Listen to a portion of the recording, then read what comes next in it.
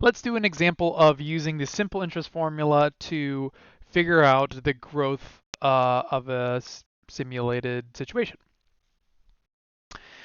So sometimes simple and another thing I mentioned in the last video is that simple interest is not typically used in the real world very often.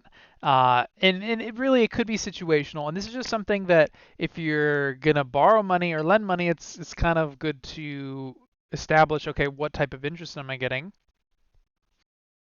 If it's and usually it's pretty obvious, but let's just say that we're going to buy a bond from the government or from a various corporation, and the idea behind a bond is like sometimes the government issues these or a corporation issues a bond. Basically, if they need a bunch of money up front to do their business, and then the implication is they'll pay it back later with a particular interest rate, and a lot of times those are using simple interest because it's like you're giving them a big chunk of money up front. You're not messing with the balance, and over the entire lifetime, it's going to grow based on a particular interest rate. But it's not going to compound at all. Again, sometimes it could compound. It just depends on the bond. But what we call the face value of the bond is basically how much it's going to be worth once it matures, which is just another way of saying, okay, well, I'm lending the government X amount of dollars up front. How much is it going to be worth after all the interest finishes? And we refer to that as the account maturing. Um, so the example says to calculate the face value of a 4-year municipal bond upon maturity with the original price of $10,000 at an APR of 3%. So there's a lot of terms here, but basically cutting through the terms, we've got uh, basically we're lending, assuming we're lending $10,000, and we're going to get a 3% interest rate. And we're assuming we're using simple interest here. Also, it should be explicitly stated what type of interest you're using for the homework problems. And if it doesn't, it usually should be kind of implied in the statements. And you should be given enough information to figure it out. And notice that I'm also given the time frame of the bond, 4 years, which is important to know because obviously you need to know in order to calculate F, you need to know everything else. You need to know the principal, the rate, and the time, which all of which we have. So the 4 years is the time frame, and it's in years, so that's important. So if it was 3 months, we would need to make sure to convert that to years by dividing by 12. The original price, or the starting value, is the principal, and the interest rate is R. But as a reminder, R, we cannot plug that in as 3 because it needs to be plugged in as a decimal in the mathematical calculation version of the percent, which 3% means 3 out of 100 or 0.03. So those are all our parameters. And to calculate the face value, we can just use the formula. So the future value is equal to P, I'm just going to recopy the formula here, and then I'll plug in everything into that.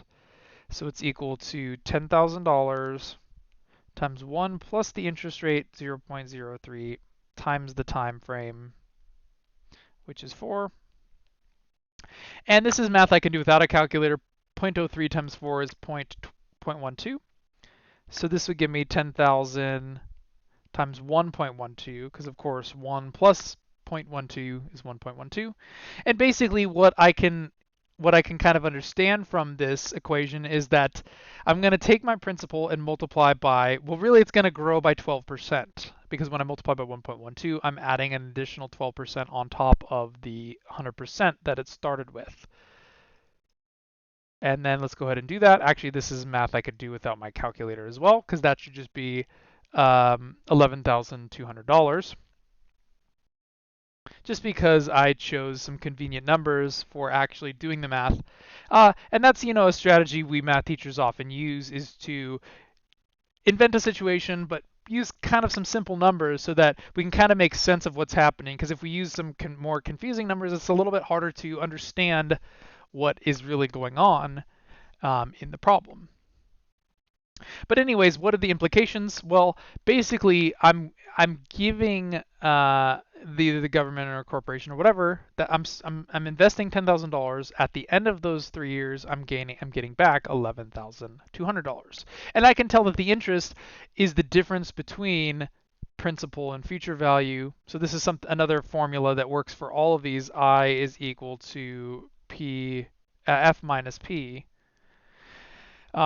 which, if you want to just know what's the direct interest, just compare.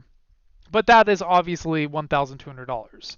And then the thing we could then ask ourselves is, well, is this investment worth it? If we were offered such a bond, would I be willing to give up $10,000 in order to grow to $11,200? And another very important thing about bonds is that typically you're not able to access that money for the entire time frame. And if you are, there's probably going to be a pretty strict penalty for withdrawing it early.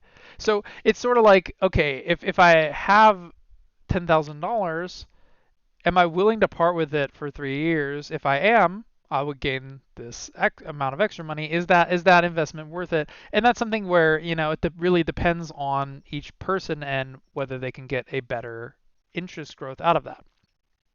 But this is like an example of the key concept of interest, is that if I have a bunch of money, it's smarter to invest it in something rather than just letting it sit in my bank account, which typically does not gain interest, or if it does, it's at a piddly interest rate. And just as another thing I wanted to mention about these examples is this interest rate is probably way higher than you can actually get these days for a bond, but it really just depends. Like, so yeah, in these examples, they might not be exactly realistic. Like say you go to a bank, or if you're offered something, interest rates can vary, extremely. Like it could be less than 1%, or it could be 5% or 7%. It just really depends.